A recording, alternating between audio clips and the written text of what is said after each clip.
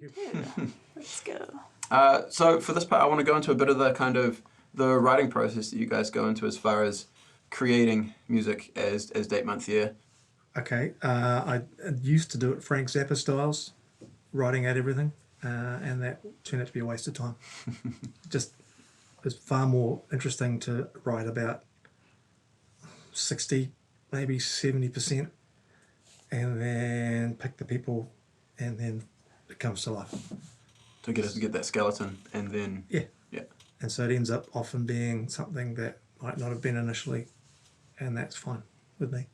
The more I've done that writing-wise, the better it's got, really. So, yeah, that's essentially it. Yeah. Did you find when you were writing it as like basically writing an entire song, start to finish, you were kind of almost like married yourself to the song too much, and then you weren't open to changing anything? Yeah. Whereas if you come in with more like, okay, this is a basic structure, these are a few parts that I like, now let's create it more, then you're open to mixing some of that stuff up. Very much. Yeah. Do you feel that's a bit more of a fulfilling process as well? Yeah. Yeah. Yeah. That's the short answer. Yeah, yeah. It actually, for me personally, ends up sounding better than it was when I write it. It's this album in particular, it's all sounded better because of that. And with the next stuff we're recording, it'll be the same. Yeah. It'll sound better because of that. Yeah. And on that writing side, if we sort of talk more on sort of the lyrics side of things, is that something that's quite collaborative as well? That's pretty much me. Yeah. Yeah. I sort of can't apologise for that, really. No. It's just how it is. Yeah. I've got particular lyrical ideas, and there are things, personally, lyrically, I'm sick of hearing. Brooke was talking about the love songs and not so much the love songs, anything obvious. I'm not a fan of overtly, here's something is. Yeah. I find it boring. And so I just, write lyrics trying not to be boring, basically. That sort of evoke a feeling or emotion as opposed to this picture image sort of thing. And I think of all the people, if you're going to talk about lyrics, for me, it's your Bowies and your Nick Caves and your, people who really spent time crafting the words. Yeah. And I just love that. And it's just something that resonates with me. So that's what means I chuck in fancy words from time to time, but no, the hell with it. Yeah. And understanding sort of vocal styles, do you sort of end up writing a bit more specifically for particular, sort of vocal styles, or is it more just sort of you're writing melodies that you think sound cool, and then it's just sort of up to you to make them work in a production sense? We've had to adapt them a lot. Yeah. Hey. Yeah, it's been really fun because we've I've been in the lead vocal seat for just on a year, and I was with the band for maybe 5 or 6 years before that, doing backing vocals, keys and guitar, and so I knew all the songs. Yeah. But my voice is different from Emma, our previous vocalist, lead vocal. So there were definitely things where I was like, okay, either I'm going to have to rewrite this vocal line, this melody completely, or can we look at transposing? And it actually kind of was a lovely challenge to go, okay, how can we keep the heart of this song, and what can we play with, and how can we shift and adapt and evolve to accommodate the fact that I would be doing lead? Yeah, so... Yeah, it was fun for me. I don't know. It might have been a pain in the ass for you guys. No, it's great. It's It's great. I mean, the songs get locked into a certain way, and then suddenly they're just chucked out, and you've got to do it different. That's great. Evolve. Yeah, and again, it's the idea of not being married to what they were. That's right. And adapting to what they kind of either need to be or can be, and just sort of letting it fluctuate and evolve in that way.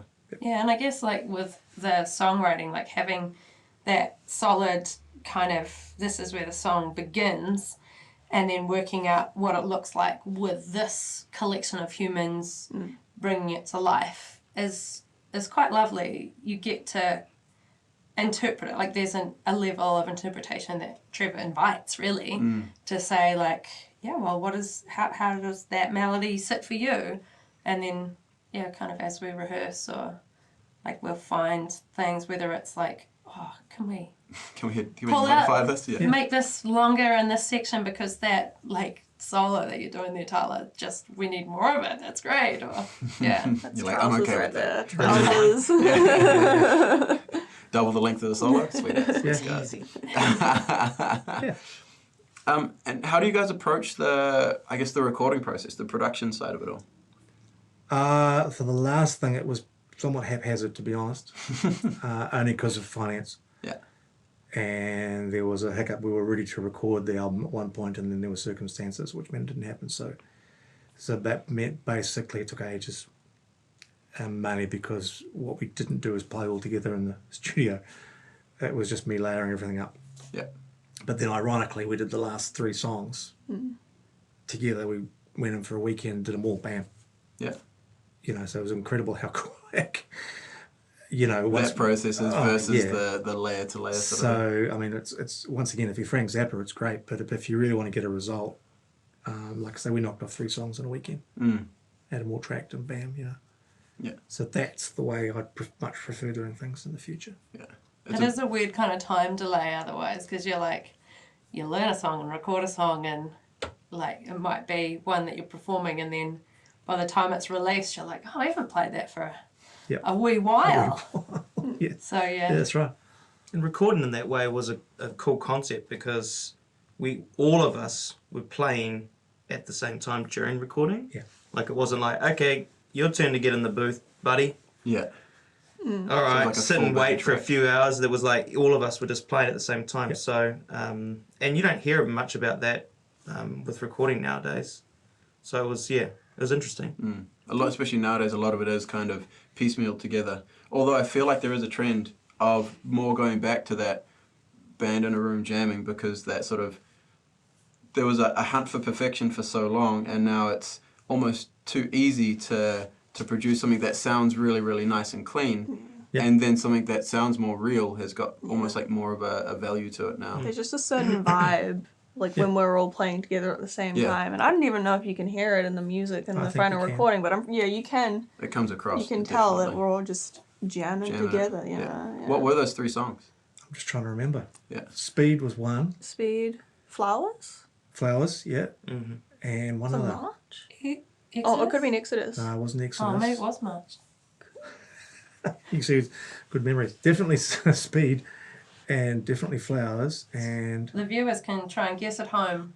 Yeah, the third one. Which was one has good vibes on it? Yeah. Did you go in and do sort of much layering after you say you got sort of like the bass full band track, and then sort of add a few little layers here, like maybe sort of like solo layers or vocals coming in and doing those separately? Yeah, we did. Yeah. And sort of with the where did you guys do the full band stuff? The Porch Whereabouts recording is that? studio in Hamilton, New Zealand. Yeah. It's a really good studio out in, I can't say it properly, I'll just say it. Cody. Yes, thank you.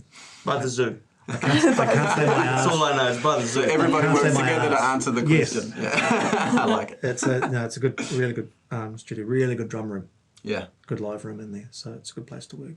No, also have you done much there in the past? Yeah. Yeah. I've done a bit. So that's kind of your go-to. Yeah, has been. I'll check it out and see what sort of things they've produced out of that place Yeah, as well. they do a lot. Yeah, awesome. Let's talk a bit about the album. So it's sort of, tell us about the album itself, because as far as, I guess when you look at Spotify and stuff, as far as formal release, it's been a wee while since there's been an album out. Sort of, has that been more on that sort of, in that time there hasn't really been set lineup to produce something like that? Yeah, Or is it? well, that's been pretty much it. Mm-hmm. The material's been around for a while, but having the right ensemble on hand to get it done didn't happen until we had the 5 of us, or the 4 of us now. Yeah. And that's how it happened, really. Plus finance. Yeah. It's just not cheap to record. Yeah. And I categorically refuse to bother with any New Zealand on air or any of that sort of nonsense. Yeah.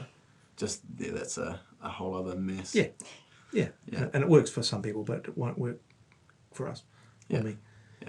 So that's part of the reason. And also we were gigging quite regularly as well, you know, and that was all helpful because we were all playing together and the songs just got tighter and it worked out nicely. Yeah. And then when you do get to the point of recording, because you've been playing the songs for so long, Yeah. they feel more finished. Yep. I guess because you've been able to iron them out over a bit longer as well. Yeah. Yeah.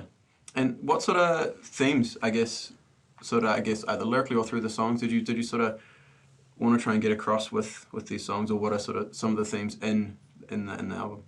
Well, it's all dark, but people find it depressing or say it's depressing, but I don't personally.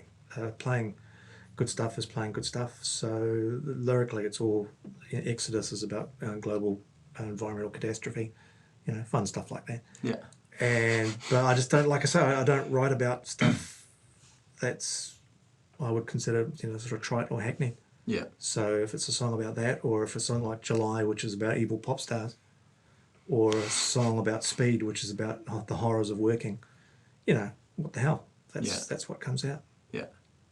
So yeah, it's or Flowers, which is just a pure nostalgia. It's just a song about being old. Yeah, yeah. And it's, Yeah, well, on that, what's the second song that people are going to hear? It is Numbers. Yeah. So it's what to say about Numbers? It just gets me thinking of crying in the supermarket. That's my take. Anyone else have? it's about running out of money. Yeah. Basically. Yeah, the sort of like almost like the hidden struggles that sometimes Yep. people seem to be going through. Yeah. Yeah. Yeah. Very much. Yeah. Interesting. Well, let's check it out.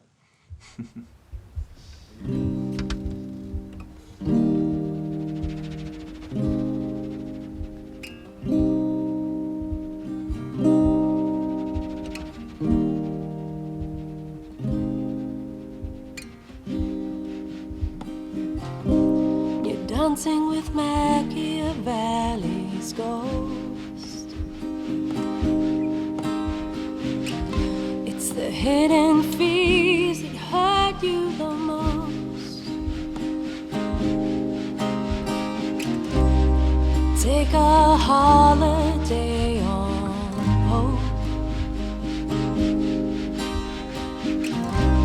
The lifeline has